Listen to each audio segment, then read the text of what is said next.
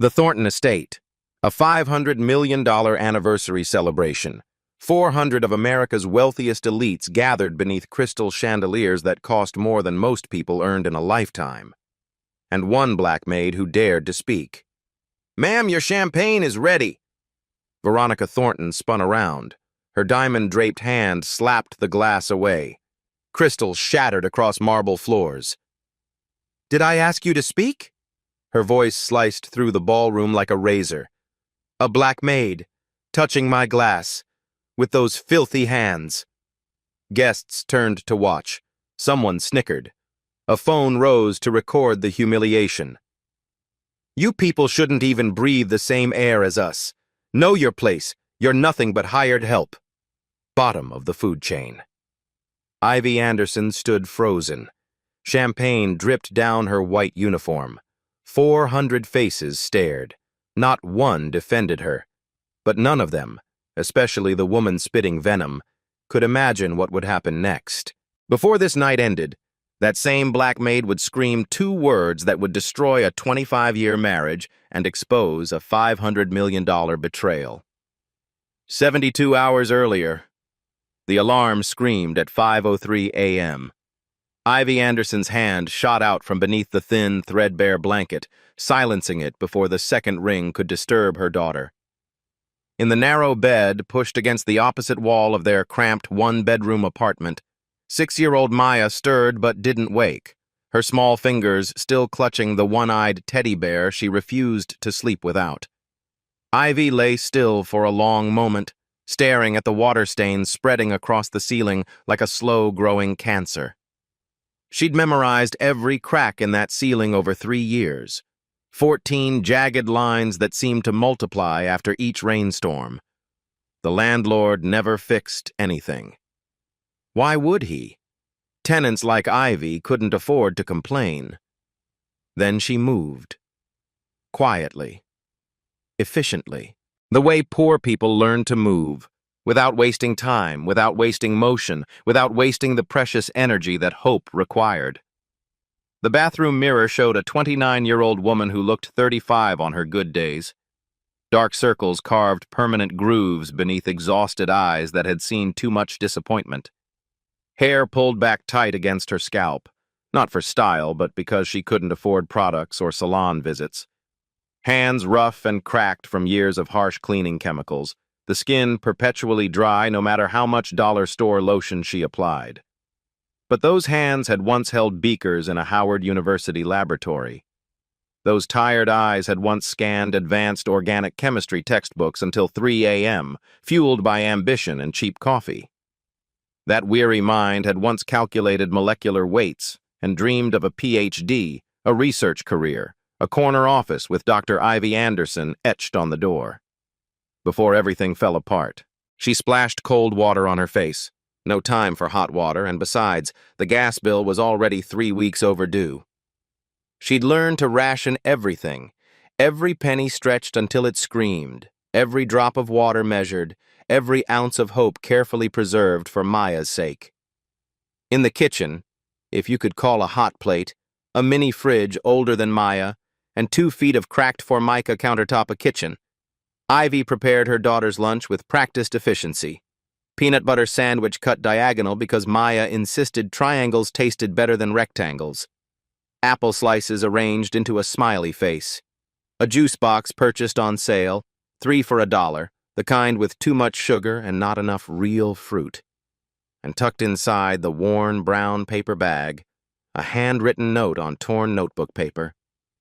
"You're my sunshine. Have a great day. Love, Mommy." She wrote that note every single morning without fail. Even when the electricity got cut off for 3 days last February and they ate cold cereal by candlelight. Even when dinner was saltine crackers and tap water because payday was still 4 days away. Even when Ivy cried herself to sleep, muffling her sobs in the pillow so Maya wouldn't hear, wondering how she'd make rent, wondering if tomorrow would finally be the day everything collapsed completely. Maya would never know how close they lived to the edge. That was Ivy's job, her sacred responsibility, to stand between her daughter and the abyss, to absorb every blow so Maya could keep believing the world was safe and good and full of possibility. "Mommy?" Ivy turned. Maya stood in the bedroom doorway, teddy bear, Mr. Buttons, named for the button eyes that had both fallen off and been replaced with mismatched ones Ivy found in a thrift store sewing kit, clutched against her thin chest.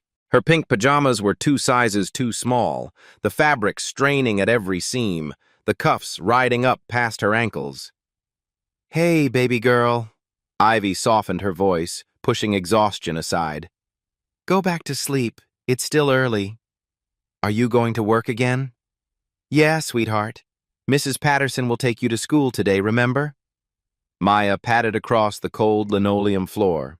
They couldn't afford rugs, couldn't afford heating the apartment above 60 degrees, and wrapped her small arms around Ivy's waist. She pressed her warm cheek against her mother's stomach and squeezed tight. "Mommy, when can we have pancakes at a restaurant, like the kids on TV?" The question hit Ivy like a physical blow to the chest. Such a simple thing. Pancakes at a restaurant. Something millions of children took completely for granted. Something Maya had never experienced in her entire 6 years of life, because Ivy couldn't afford the $15 it would cost. Couldn't justify spending money on restaurant food when that $15 could buy groceries for 3 days. Ivy knelt down slowly, her knees protesting, bringing herself eye level with her daughter. She cupped Maya's perfect little face in her rough, work-damaged hands and looked into those trusting brown eyes. "Soon, baby. Real soon. Mommy's working hard, and we're getting there. I promise." "Pinky promise?" Ivy linked her pinky finger with Maya's tiny one. "Pinky promise." Maya smiled.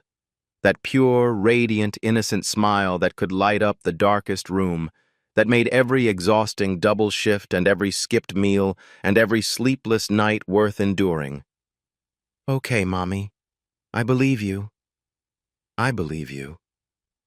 3 words heavier than any burden Ivy had ever carried in her life. The bus to divine occasions. Catering took 47 minutes each way, an hour and a half of Ivy's day spent in transit, time she couldn't bill, time stolen from sleep and Maya.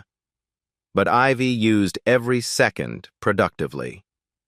She scrolled through chemistry formulas on her cracked phone screen, the glass spider-webbed from a fall she couldn't afford to repair. Organic compounds, molecular structures, pharmaceutical interactions. The periodic table she'd memorized at 17, back when the future still seemed full of infinite possibility, back when she'd believed hard work and intelligence guaranteed success. Knowledge she'd paid $80,000 to acquire through student loans she would never finish repaying. Knowledge now seemingly useless, buried beneath debt that accumulated interest faster than she could chip away at the principal.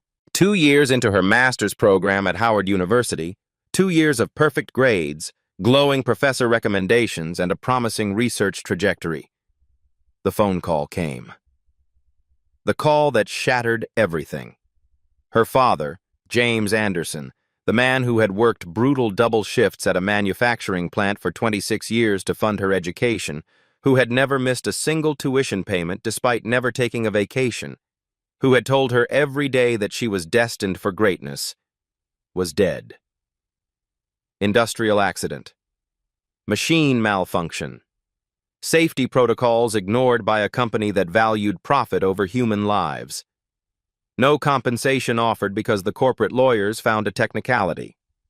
No life insurance because her father had canceled the policy 2 years earlier to help pay for her textbooks. Just a body in a morgue. Medical bills that devoured their meager savings within a week. Funeral costs they couldn't afford but paid anyway because James Anderson deserved dignity in death. And a grieving mother, Dorothy Anderson, already struggling with early onset arthritis and diabetes, who needed daily care that Ivy couldn't provide while sitting in a classroom 200 miles away. She dropped out 3 weeks before finals, packed her textbooks into boxes she'd never unpack, took any job that would have her, waitress at a diner that closed 6 months later when the owner's gambling debts caught up with him, night cleaner at an office building until her back gave out from scrubbing floors on her hands and knees, retail associate, hotel housekeeper, and finally, catering server, anonymous, invisible, replaceable, just another brown face in a white uniform. The chemistry stayed locked in her head. Every formula, every reaction pathway, every dream of what could have been. But dreams didn't pay rent. 3 years earlier. The worst night of Ivy's life. The gas station sign flickered orange against an endless black November sky. 2:17 a.m. Cold enough to see your breath hang in the air like departing spirits. Ivy sat on a concrete bench beside the air pump, 3-year-old Maya asleep in her arms. The child's face was peaceful, trusting, blissfully unaware that her entire world had collapsed into rubble.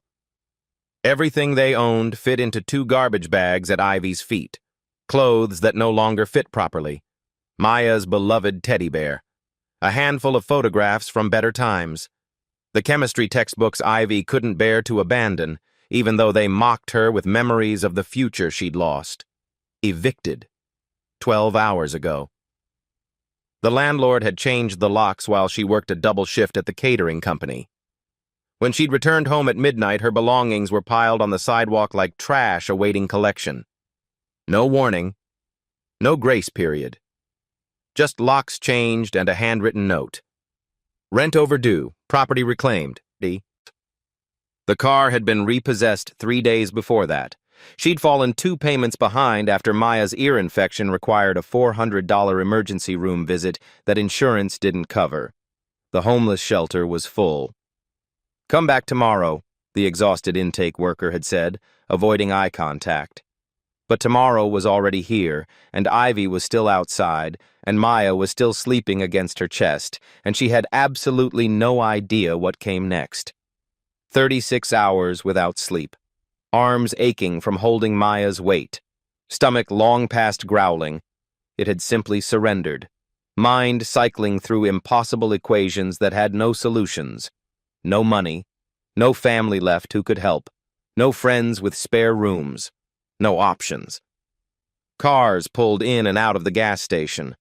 People filled their tanks, bought energy drinks and lottery tickets, lived their ordinary lives just 10 feet away from a woman whose existence had imploded. Nobody looked at her. Nobody saw her. She was invisible. In America, poverty wore an invisibility cloak. Especially poverty wrapped in dark skin and holding a sleeping child. Then a white Mercedes pulled into the station, and everything changed. Saturday. The day of the anniversary party. The catering van wound through Connecticut countryside for 2 hours before reaching the gates. 2 hours of watching the landscape transform. From ordinary suburbs to wealthy enclaves to something that looked like another country entirely. Stone walls lined every property. Ancient oak trees shaded private roads. Estates sprawled behind iron fences, each one larger than the last. Then they reached the Thornton gates. Iron gates. 20 feet tall. Twisted into elaborate decorative patterns that probably required a team of artisan metal workers and cost more than Ivy's apartment building. Armed security guards in suits, nicer than anything she'd ever owned, stood at attention, eyes hidden behind dark sunglasses despite the overcast sky. "ID and work authorization," the nearest guard said flatly, barely glancing at the van full of black and brown faces pressed against windows in matching white uniforms. His tone made clear they weren't guests. They were labor, interchangeable, forgettable. Karen handed over the paperwork. The guard scanned it with an electronic device that probably cost more than Ivy's monthly salary. The gates swung open with mechanical precision, and Ivy Anderson crossed into another universe. The Thornton estate sprawled across 50 acres of manicured perfection. Rolling lawns trimmed with mathematical precision by an army of landscapers. A private lake reflecting the gray autumn sky like polished glass. Rose gardens arranged in geometric patterns visible from satellites. A hedge maze that probably required its own maintenance team. And the mansion. It rose from the landscape like something conjured from a fever dream about wealth. Marble columns imported from Italian quarries. Floor-to-ceiling windows, hundreds of them, each one sparkling clean. A circular driveway of crushed white stone surrounding a fountain where golden cherubs poured eternal water from golden urns. "Jesus Christ," Darnell whispered, face pressed against the van window. "This is one house? For one family?" Ivy couldn't respond. Her throat had sealed shut. The main building alone was larger than her entire apartment complex, larger than the block she'd grown up on, larger than any structure she'd ever entered in her 29 years of existence. This was where Eleanor Thornton Hayes lived. This was the world that had produced a woman kind enough to stop for a homeless stranger at 2 a.m. It was also, clearly, a world harboring something dark enough to put those haunted shadows in Eleanor's recent photographs.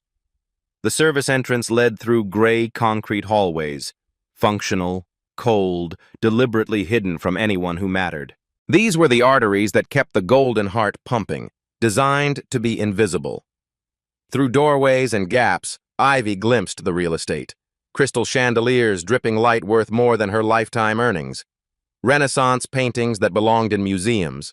Flower arrangements flown in fresh from 3 different continents, assembled by artists whose hourly rate exceeded her weekly paycheck. The contrast was violent, obscene. Service hallways and grand rooms existed inches apart, separated by doors that divided humanity into 2 categories, those who served and those who were served. Ms. Richardson, the event planner, a severe woman with a clipboard and the warmth of a glacier, addressed the catering staff like a general briefing expendable soldiers before a suicide mission. "You are invisible. You do not speak unless directly addressed. You do not make eye contact with guests. You serve, you clear, you disappear. Understood?" 15 servers nodded silently. The Thorntons are not merely wealthy. They are legacy, old money, real power. One mistake, one complaint, one uncomfortable moment for any guest, and your careers are finished. Am I clear? Crystal clear. During break, Ivy walked the grounds alone, needing air, needing to process that she, a woman who couldn't afford her daughter's school fees, stood where the doorknobs could pay off her student loans. She found the rose garden. Empty. Beautiful. Then she saw Eleanor, thin, haunted, being dragged toward the mansion by her husband, Gregory, his fingers digging into her arm. From a window above, Veronica Thornton watched and smiled. The crisis erupted 4 hours before the party. Ivy was arranging champagne flutes with surgical precision, exactly 1 inch apart, as Ms. Richardson had demonstrated 17 times, when shouting exploded from the wine storage room like a bomb detonating. "This is a disaster, an absolute unmitigated catastrophe." Ms. Richardson stood among opened wooden crates, her face crimson with fury, hands trembling with rage. 2 delivery men cowered against the stone wall, clearly terrified. "These bottles are completely ruined. Temperature variance during transport destroyed them entirely. $40,000 of irreplaceable wine, spoiled, gone." Karen rushed in, nearly colliding with Ivy in the doorway. "What happened?" 6 cases of 1998 Chateau Margaux, stored at improper temperature during the 3-hour drive from the climate-controlled warehouse. The Thorntons specifically requested this vintage for the anniversary toast. It's irreplaceable on this timeline. The party is in 4 hours. Ivy moved closer without conscious decision. Her eyes scanned the bottles with automatic precision, the color visible through dark glass, the sediment patterns, the position of the corks within the necks. Something didn't add up. She'd studied this phenomenon extensively, years ago in another lifetime, when she still had a future worth planning. Wine oxidation chemistry, temperature effects on tannin polymerization, the molecular signatures that distinguished genuine spoilage from temporary stress. The science crystallized in her mind, clear as the day she'd learned it. "Ma'am?" Ms. Richardson spun around, eyes blazing with barely contained fury. "Did a server just speak to me unbidden?" "The wine isn't spoiled, ma'am." Ivy kept her voice calm, respectful, professionally detached. "May I explain? 30 seconds." "You may absolutely not. Please, if I'm wrong, fire me. If I'm right, you save $40,000. Something in Ivy's certainty, or perhaps her desperation, made Ms. Richardson pause mid-dismissal. 30 seconds, not one more." Ivy pointed to the first group of bottles. The temperature fluctuation during transport stressed the wine significantly, yes. But stress isn't spoilage. They're completely different chemical processes. See the sediment pattern in these bottles? It's settled evenly at the bottom in a classic crescent formation. That indicates the tannin structure destabilized temporarily, but has since restabilized. Some master sommeliers actually do this deliberately. They call it controlled stress micro-decanting. It can enhance certain flavor profiles. She moved to another cluster. These 6 cases are not only viable, they're potentially superior to what you'd get from bottles that never left climate control. The stress actually accelerated beneficial polymerization. Then she indicated the remaining crates. But these 4 cases, see how the sediment is distributed unevenly, almost granular? And notice the slight cloudiness near the cork. That milky quality? That's actual oxidation. The corks were compromised during transport. Hairline fractures from the temperature swing. These bottles should absolutely be discarded. Absolute silence filled the stone room. Every person present stared at the black woman in the catering uniform who had just delivered a master class in enological chemistry. Ms. Richardson's eyes narrowed to surgical slits. "And you know all this how, exactly?" "I studied organic chemistry at Howard University. 2 years of my master's program before circumstances forced me to withdraw. Wine chemistry was my faculty advisor's specialty, Dr. Patricia Coleman. She consulted for Napa Valley Vineyards. I assisted with her research." "A catering server with a master's degree in chemistry?" "I have 2 years of a master's degree, ma'am. Life doesn't follow the plans we write for it." They tested her theory. A junior sommelier was summoned, a thin, nervous young man who clearly hadn't expected to be called upon for an emergency diagnosis. He swirled each sample, sniffed with practiced concentration, tasted with appropriate ceremony. Ivy was right. The 6 cases she'd identified were not merely acceptable. They were excellent, perhaps even enhanced by the stress. The 4 she'd flagged had indeed turned, subtle enough that an amateur palate would miss it, but unmistakable to trained senses. "She's entirely correct," the sommelier confirmed, clearly impressed despite himself. "The first group is superior to specifications. The second is definitely compromised." Ms. Richardson stared at Ivy for a long, uncomfortable moment. Something shifted behind her eyes. Not warmth exactly, but perhaps a grudging recalibration of assumptions. "You just saved this event $30,000, she said finally. "And quite possibly saved my professional reputation as well." Ivy simply nodded. "Just doing my job, ma'am." She returned to her champagne flutes, feeling the weight of new attention on her back. The invisible woman had been seen, and judging by some expressions in the room, not everyone was pleased about it. 20 minutes later, a distinguished voice spoke from behind her. "So you're the chemistry expert who saved my wine." Ivy turned. William Thornton III stood in the kitchen doorway, 68 years old, silver hair swept back from a weathered, intelligent face, wearing a charcoal suit that cost more than her annual salary. But his eyes weren't the cold, calculating eyes she'd expected from a billionaire who'd crushed competitors and acquired companies for decades. They were curious, warm, genuinely interested. "Yes, sir," Ivy Anderson. Howard University, I'm told. Master's program in organic chemistry. Impressive institution, impressive field.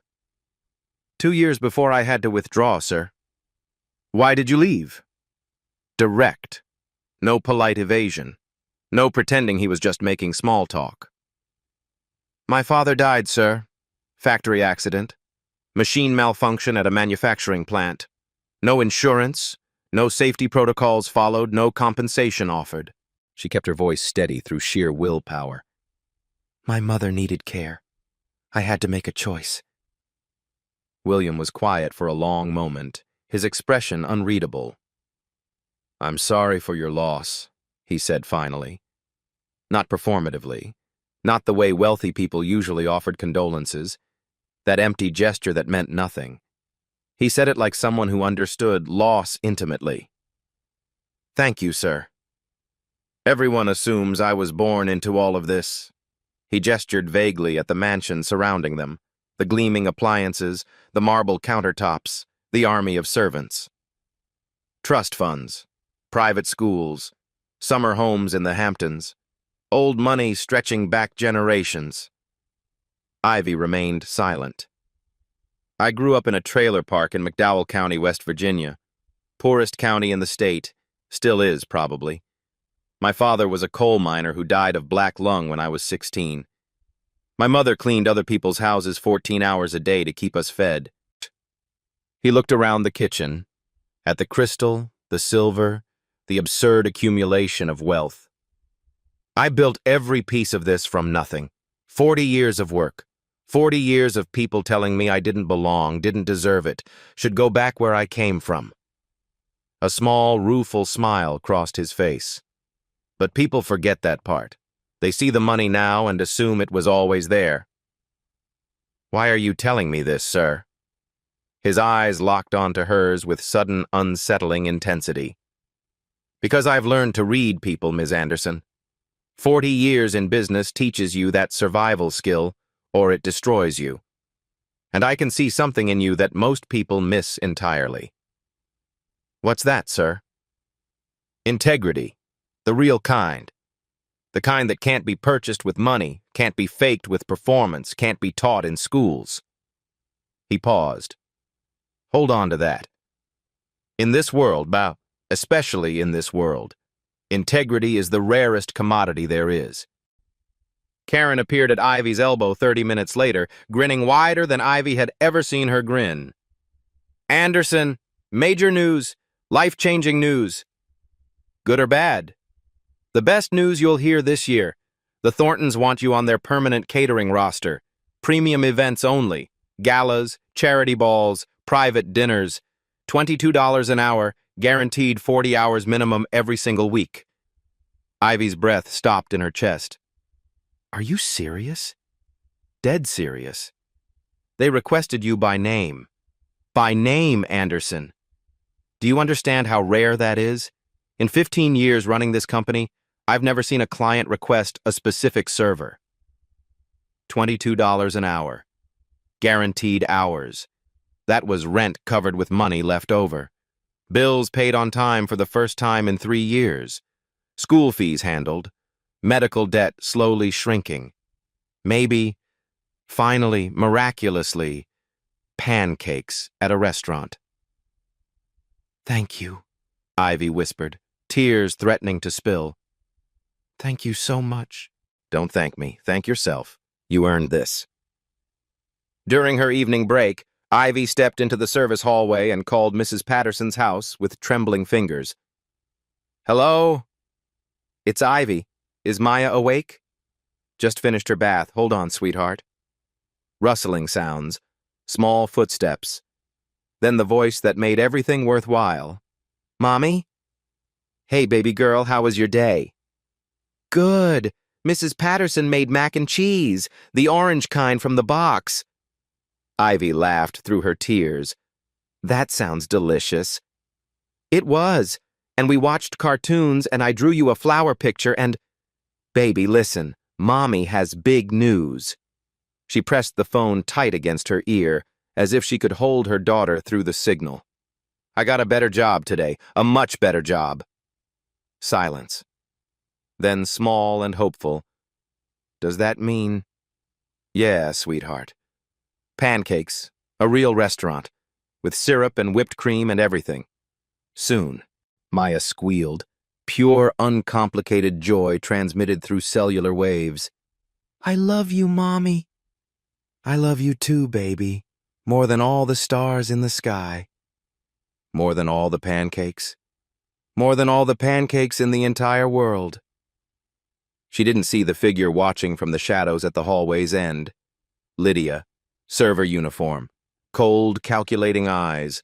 She'd heard everything, and she worked for Veronica. 8:00 p.m. The party began.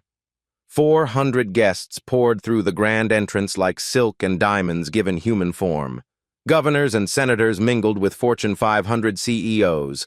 Old money regarded new money with polite contempt. Everyone calculated everyone else's net worth while pretending not to care about such vulgar matters. Ivy circulated through the glittering crowd with her tray of champagne, her presence perfectly invisible, exactly as instructed. Rich people's parties were fundamentally identical, she'd learned.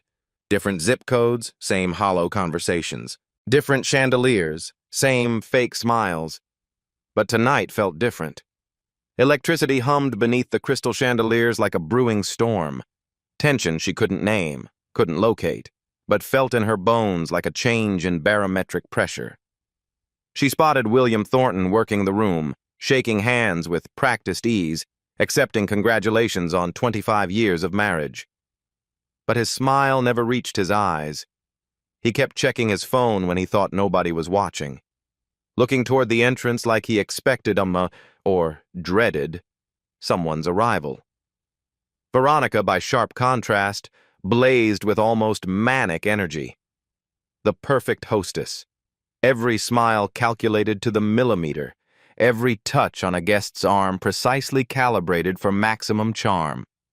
25 years of marriage, Ivy thought, watching them orbit each other without ever truly connecting, and they can barely stand to breathe the same air.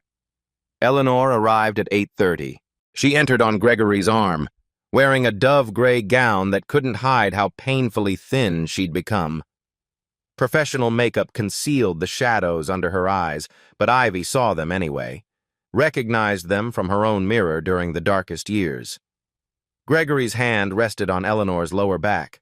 Not supportive, possessive, the hand of ownership, not partnership. Eleanor scanned the room with hollow eyes. Searching for what? An escape route? A friendly face? Proof that she hadn't imagined her own life? Her gaze passed over Ivy without the slightest flicker of recognition. Of course it didn't. To Eleanor, that night at the gas station was probably one act of kindness among hundreds. A forgotten moment in a lifetime of privilege. To Ivy, it was the rope that pulled her from the abyss. At 9:15 p.m., Ivy entered the service bathroom to wash champagne residue from her hands. She pushed the door open. Eleanor Thornton Hayes stood at the marble sink, shoulders shaking with silent sobs. Mascara streamed down her cheeks in dark rivers. Her whole body trembled like a leaf in a hurricane. For a frozen moment, neither woman moved. "I'm sorry," Eleanor whispered, frantically dabbing at her face with a paper towel. "You shouldn't see this. I'm fine. Completely fine." Ivy's training screamed, "Leave. This isn't your business. You're invisible here." Her heart screamed something else entirely. "Ma'am?" She stepped closer. "Are you safe?" Eleanor laughed, a broken, bitter sound that echoed off marble walls. "Safe?" She turned to face Ivy, mascara still running, pretense completely abandoned. "No one is safe in this family. Not anymore. Maybe not ever." "Is there someone I can call? Someone who can help you?" Eleanor's red-rimmed eyes studied Ivy's face with sudden sharp intensity. Her brow furrowed. "Do I know you?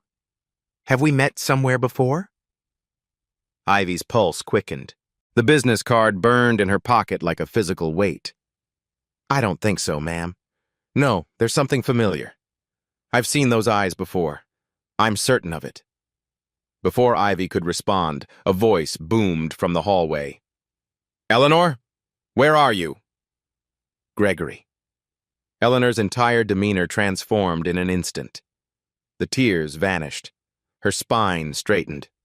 A mask slammed down over her features. The practiced mask of a woman who had learned to hide her pain behind perfect composure. I have to go. She was gone before Ivy could speak another word. 10 o'clock p.m. Toast preparations. Ivy was assigned to help arrange the head table's champagne service, 20 crystal flutes for family members and honored guests. The staging room was off-limits to most staff, but Ivy's new status as the chemistry expert had granted her temporary clearance. She entered the room quietly, carrying replacement glasses, and froze. Veronica Thornton stood at the preparation table. Beside her, Conrad Wells, the razor-faced man from earlier. Veronica held a small glass vial, clear liquid. She was carefully pouring its contents into a specific champagne glass, one marked with a tiny black ribbon around its stem. The dosage must be exact, Veronica murmured. Too much and the taste will change. Too little and it won't achieve the desired effect. Relax, Conrad replied, his tone bored, professional.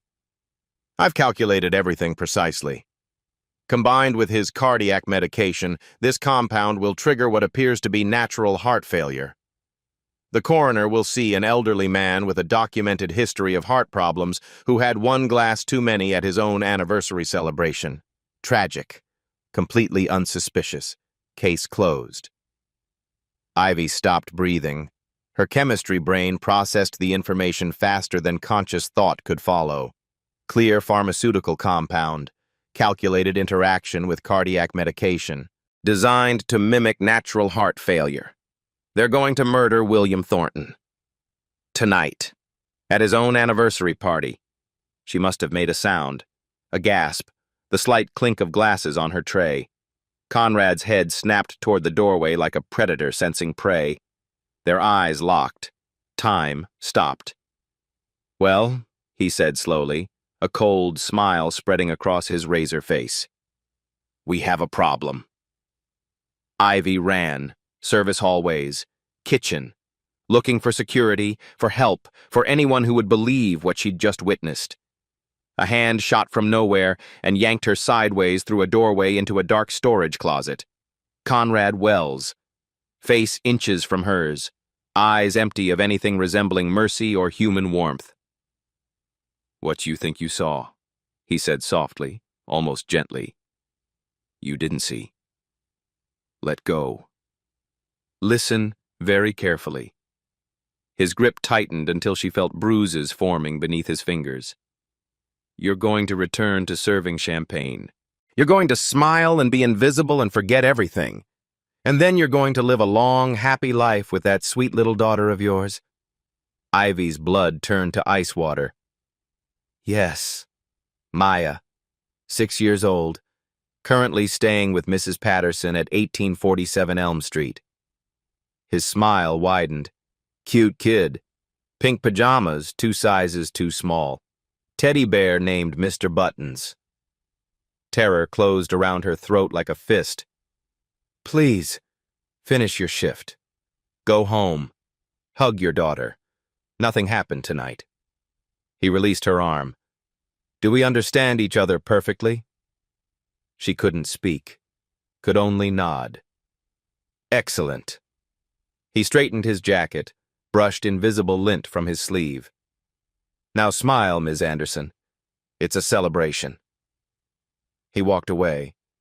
Ivy collapsed against the shelves, shaking, gasping. They're going to murder a man tonight, and if I say anything, they'll kill my daughter. But then she thought of Eleanor, crying alone in that bathroom. William. Integrity is rare. And a gas station at 2 a.m. A stranger who didn't have to help. Everyone deserves a safe night. Ivy stood, wiped her eyes, made her choice. 10:52 p.m. The string quartet swelled to its crescendo. 400 guests gathered in the grand ballroom, crystal flutes raised and ready for the anniversary toast that would mark 25 years of marriage. Ivy positioned herself at the back of the room, heart slamming against her ribs like a caged animal desperate for escape. The glass with the black ribbon sat in William Thornton's unsuspecting hand. 15 seconds. She scanned the crowd, found Conrad near the exit, watching her with those dead reptilian eyes, ready to make good on his threat if she made the wrong move. 10 seconds. She thought of Maya, Mr. Buttons, pink pajamas. 5 seconds. She thought of integrity. William cleared his throat, raised the poisoned glass toward his lips. Ladies and gentlemen, 25 years ago today, don't drink it! The scream tore from Ivy's throat before conscious thought could stop it. She shoved through the crowd, bodies parted in shock, gasps echoed through the ballroom, security guards surged toward her from every direction. Don't drink it! The champagne is poisoned! 2 guards grabbed her arms, lifting her nearly off her feet. She struggled, screamed again. Your wife poisoned it! I saw her! Veronica's laugh rang out. Perfect, controlled, dismissive. William, darling, this poor woman has clearly suffered some kind of mental breakdown. Security, remove her immediately. The guards began dragging Ivy toward the exit. The crowd murmured. Shock, confusion, scattered nervous laughter at the spectacle. Someone raised a phone to record the humiliation. But William hadn't moved. He stood frozen, champagne glass still raised, staring at Ivy with an expression she couldn't read. He remembered her. The kitchen. The wine. Integrity is rare. Wait, he said. The single word cut through chaos like a blade through silk. Everyone froze. Let her speak. The guards loosened their grip. Ivy stood there, disheveled, champagne-stained, tears streaming, facing the most powerful man in the room. Sir. Her voice trembled but didn't break. I saw your wife put something in that specific glass. A clear liquid from a vial. I heard them discussing your heart medication, how it would appear to be natural cardiac arrest. Please, just have it tested. If I'm wrong, I'll accept any consequence. Veronica stepped forward, her smile sharp enough to draw blood. William, this is insane. You're going to believe a black maid, a servant, over your own wife of 25 years? The ugly words hung in the air, deliberate, calculated to remind everyone present of the hierarchy, the social order, the way things were supposed to be. William looked at the glass in his hand, then at Veronica, then at Ivy. If you're innocent, he said quietly, you have nothing to fear from a simple test. Silence. Call Dr. Simmons. Have this analyzed immediately. For half a second, a fraction of a heartbeat, Veronica's mask cracked, and Ivy saw what lived beneath it. Fear. Cut. Midnight. William's private study. The party was suspended. Guests sent home with apologetic confusion, the estate sealed. William sat alone in darkness. Impossible. Insane. But that look in Veronica's eyes when he'd demanded the test. He called Daniel Moore, head of security. I need everything. Bank records, phone communications, Veronica's private files, all of it. Tonight. Sir, are you absolutely certain? A stranger risked everything to warn me. The least I can do is find out whether she was right. 2:38 a.m. Veronica slept, or pretended to. William entered her private office, a room he'd never searched in 25 years of marriage. He'd trusted her completely. Fool. The safe hid behind a landscape painting. He tried combinations. Anniversary, birthday, nothing. Then, the date of his heart attack. 3 years ago. Click. Inside, a folder marked Contingency. Life insurance modification. $50 million. Beneficiary changed 6 months ago. Prenuptial amendments. His signature obviously forged. Medical research printouts. Pharmaceutical interactions with cardiac medication. Lethal dosages highlighted in yellow. Photographs of Eleanor's first husband, taken 3 weeks before his accidental drowning. A burner phone. William opened the messages, hands trembling. Everything ready for Saturday. After the toast, call the ambulance. Make it look natural. We've waited long enough. V.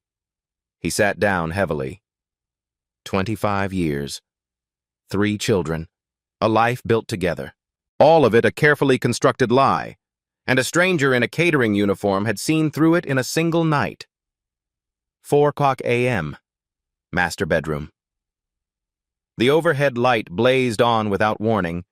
Veronica pulled the silk sleep mask from her eyes, squinting against the sudden brightness. William stood at the foot of the bed, the contingency folder clutched in his hands. "Good morning, Veronica." She sat up slowly, her eyes tracking immediately to the folder. Recognition flickered across her features, followed instantly by calculation. "William, what's going on? What time is it?" He tossed the folder onto the bed. Documents scattered across Egyptian cotton sheets like evidence at a crime scene. 25 years ago, he said, his voice terrifyingly calm. "I made you a promise.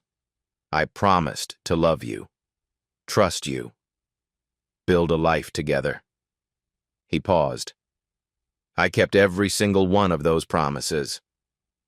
Veronica's hand moved toward the papers. Insurance forms. The forged prenuptial agreement. Medical research. Photographs. "Where did you find the combination to your safe? The date of my heart attack?" A bitter smile twisted his face. "Poetic in a way. You've been counting down to my death ever since that day, haven't you?" She was silent for a long moment, calculating angles, searching for leverage. "You were going to kill me." The words hung between them. "At our anniversary party, in front of 400 witnesses, in front of our children." "William, listen to me." "I found the texts to Conrad." His voice cracked for the first time. "Make it look natural. We've waited long enough." "How long, Veronica? How long have you been planning my death?" Her mask finally shattered, not into tears or remorse, into fury. "You want to know how long?" She threw off the covers and stood, facing him in her silk nightgown like a warrior preparing for final battle. 25 years, William. 25 years of smiling, performing, being the perfect Mrs. Thornton while you built your precious empire and ignored everything else. You had everything money could buy. I had nothing! The scream echoed off the walls. I had your schedule, your endless board meetings, your precious daughter from your sainted first wife looking at me like I was dirt she'd tracked in on her designer shoes. You gave me a title, William, a role to perform, but you never gave me a life. You never gave me you. So your solution was murder? My solution was freedom." Her voice dropped to something cold and deadly. "The money I was owed. The life I had earned by putting up with 25 years of yours." William stared at the stranger he'd married, the woman he'd shared a bed with for a quarter century. He didn't recognize a single thing about her. "The police," he said quietly, "are already on their way." The color drained from Veronica's face. "You can't be serious." "I have never been more serious about anything in my entire life." 5:30 a.m. Eleanor arrived at the estate, summoned by her father's cryptic text message. "Come home immediately. Bring nothing. Trust no one." She found William in his study, the contingency folder spread across his desk like an autopsy report on her entire life. "Father?" Her voice trembled. "What's happening?" There are police cars outside. Sit down, Eleanor. He pushed the documents toward her. She read, slowly. Her face transformed, from confusion to disbelief to horror to devastating recognition. Richard, she whispered, touching the photograph of her first husband, smiling, alive, 3 weeks before he drowned. My Richard, she killed him? I can't prove it definitively, not yet. But look at the timeline. Look at what happened after his death. Eleanor's hands shook violently. Veronica introduced me to Gregory 3 months after Richard's funeral. She said he would be good for me, help me heal. Gregory is Veronica's nephew. Eleanor looked up, eyes wide with dawning horror. The marriage was arranged, William continued, to control you, to secure your shares in the company, to keep you isolated, dependent, and silent. For years I suspected something was wrong, but Gregory said I was paranoid. Veronica said I needed psychiatric help. They made me think I was losing my mind. They gaslit you, both of them, for 3 years. Eleanor's sob echoed through the study. William moved around the desk and pulled his daughter into his arms. A real embrace, the kind they hadn't shared in years. I should have seen it, he whispered into her hair. I should have protected you. I'm so sorry. How could you have known? She fooled everyone who ever met her. Not everyone. William pulled back, meeting his daughter's tear-filled eyes. A catering server saw through her in a single night. 6:00 a.m. Police cruisers lined the circular driveway. Blue and red lights strobed against the mansion's marble facade. William had orchestrated this moment with precision. He'd invited back select witnesses, the guests who'd witnessed Ivy's dramatic warning. He'd contacted 3 major news outlets with verified tips. This would not happen in shadows. This would be public, undeniable, impossible to spin or suppress. Veronica Thornton was escorted through the grand entrance in handcuffs. Her designer robe was wrinkled, her face bare of makeup, bare of the mask she'd worn for 25 years. Cameras flashed like lightning. Reporters shouted questions over each other. Mrs. Thornton, is it true you attempted to poison your husband? Mrs. Thornton, how do you respond to the charges? Veronica said nothing. For the first time in 25 years, she had no prepared statement, no calculated response, no mask to hide behind. Conrad Wells was arrested at his apartment 90 minutes later. Gregory Hayes crumbled within an hour, trading detailed information for a plea deal. The champagne tested positive for a pharmaceutical compound that, combined with William's cardiac medication, would have triggered fatal heart failure within minutes. Dr. Simmons. If he had consumed that glass, he would have been dead before the applause ended. 10:00 a.m. Service hallway. William found Ivy sitting on a plastic crate, still wearing her stained uniform, hands wrapped around cold coffee. He walked toward her slowly. Then he did something unprecedented. He knelt. Miss Anderson? Sir, you don't have to... You saved my life. His voice broke. You had everything to lose. Conrad threatened Maya, didn't he? Tears filled Ivy's eyes. Yes. And you warned me anyway. I couldn't let it happen. I couldn't live with myself if I stayed silent. William pulled a worn business card from his pocket, Eleanor's handwriting. My security team found this. Eleanor gave this to you. 3 years ago, a gas station. I was homeless. Your daughter gave me hope when I had nothing left. Eleanor appeared behind him, saw the card, recognized her own handwriting. That was you? The woman at the gas station? You saved my life that night, ma'am. Tonight I tried to repay the debt. Eleanor knelt beside her father, took Ivy's rough hands in her own. You didn't owe me anything. Kindness isn't supposed to be a debt. Maybe not. Ivy squeezed her hands. But integrity is a choice, and I couldn't choose silence. But 200 p.m. Press conference. William faced the cameras. Last night, my wife of 25 years attempted to murder me. She was stopped by Ivy Anderson, a catering server my wife publicly dismissed as a black maid. He paused. Ms. Anderson had everything to lose. She warned me anyway. That's called integrity. A reporter. Any message for viewers? William looked into the cameras. Integrity isn't for sale. It's what you give away free. 3 months later, the corner office on the 17th floor of the Thornton Foundation headquarters commanded a panoramic view of the Washington, D.C. skyline. Morning light streamed through floor-to-ceiling windows, illuminating a space that still felt like someone else's dream. Ivy Anderson stood at that window, coffee cup in hand, watching the city wake up below. Director of the Second Chance Initiative.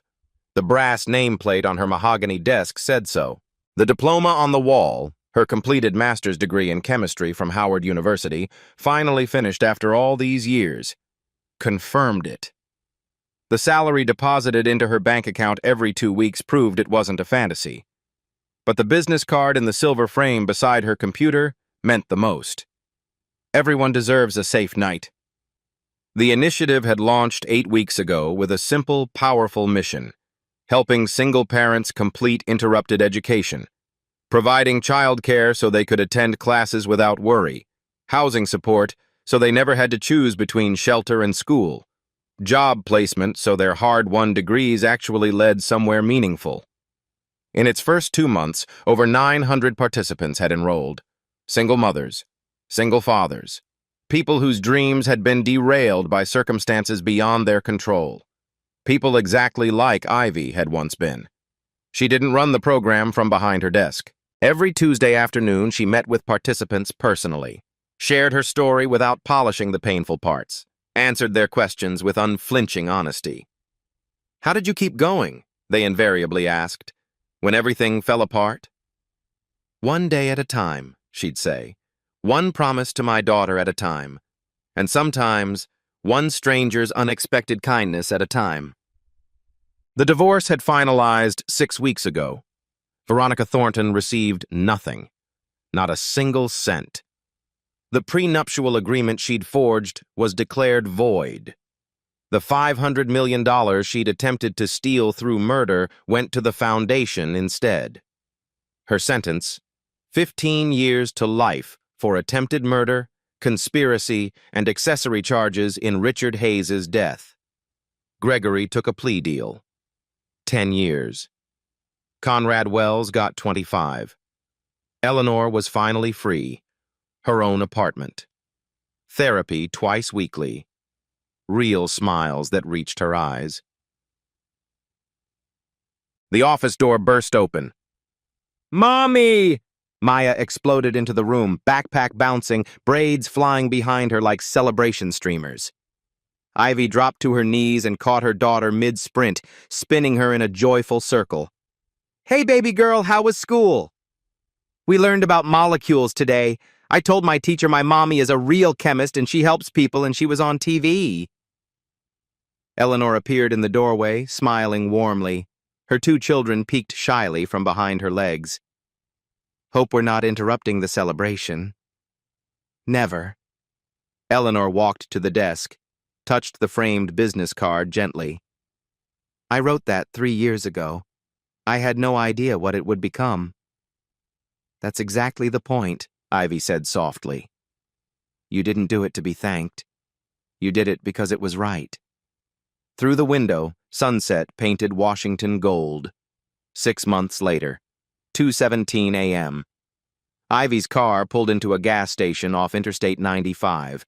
The same station, the same flickering orange sign, the same concrete bench beside the air pump. A young woman sat alone in the cold. Early 20s, exhausted eyes. 2 garbage bags containing everything she owned. A sleeping toddler clutched against her chest. Ivy parked, stepped out into the November night. The young woman tensed, prepared for judgment, prepared for cruelty, prepared for someone to tell her she didn't belong, couldn't stay, wasn't worthy of basic human dignity. But Ivy didn't ask what happened, didn't lecture, didn't reach for her phone. She reached into her purse and pulled out 3 items: a hotel key card, $300, a business card for the Second Chance Initiative. "Everyone deserves a safe night," Ivy said softly. "Call that number tomorrow. They'll help you get back on your feet." The young woman's hands trembled as she accepted the gifts. "Why?" she whispered. "You don't even know me." Ivy smiled, sad and warm simultaneously. "I don't need to know you. I just need to see you." She returned to her car. No cameras, no audience, no social media post. Just kindness, passed forward into darkness. William Thornton used to say wealth was measured in zeros, but what he found that night taught him something different. Real wealth is what you give away, and what you risk for a stranger. If this story moved you, subscribe and leave a comment. When did a stranger's kindness change your life? Share this. You never know what one moment of integrity can mean.